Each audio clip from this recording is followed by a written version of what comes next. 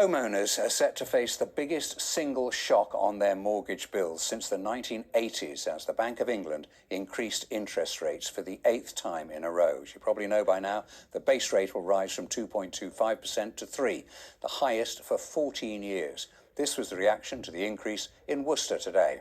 Hopefully get a bit more on savings, and apart from that, it is what it is. I'm due to re-mortgage my house in February, so it's going to go up quite a bit, I think. Probably has put me off and delayed my plans to potentially buy a house, I would say.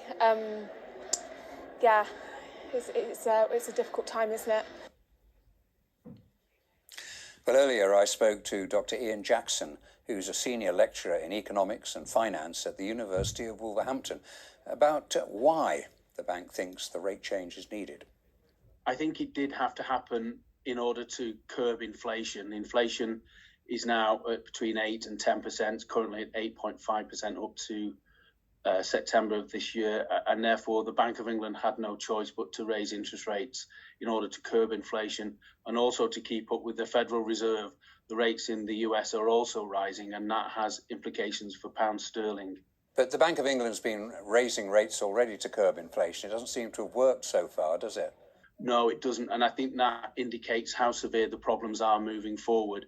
So, for example, it was 0.1% in December 2021, and now we're up to 3%, and still inflation is galloping away. I think what this shows is that the UK economy is in serious danger of dipping into recession, and a long-term one at that. Well, the Bank of England's talking about a 2-year recession. I mean, that really is gloomy, isn't it?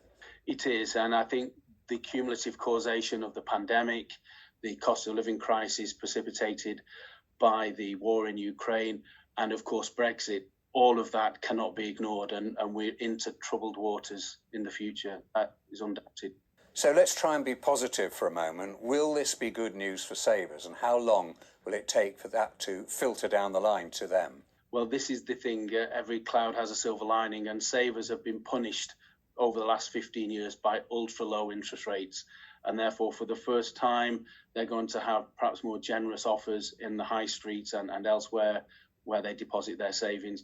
It typically takes between 6 to 9 months for interest rate changes to filter through. And of course, the banks themselves have what are called menu costs. They can't keep changing the rates up and down like a yo-yo. So it's going to be, 6, 12 months before savers really feel the full effects of these interest rate hikes.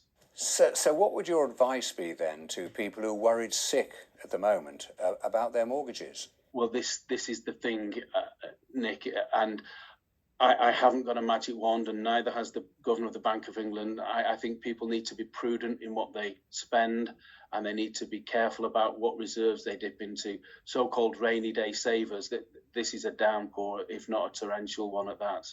Dr. Ian Jackson, thank you.